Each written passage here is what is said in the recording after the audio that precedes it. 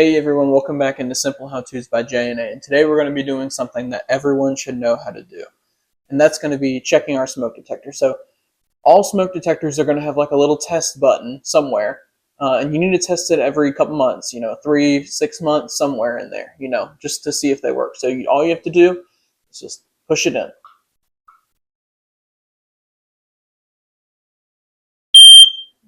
Hold it sometimes. Sometimes you just push it in, sometimes you hold it. But you hear it make that loud noise, so that one's good to go. If it doesn't make any noise, or if the noise is really faint or weak, then it probably is time to change that battery. And so a lot of them, they have a little clip, or they might be wired in. You might have to replace the whole unit, but these smoke detectors are really important to have in your home or apartment. In case of any fire, you're well alerted. So thanks for watching. Don't forget to like, comment, and subscribe for future videos. Have a great day.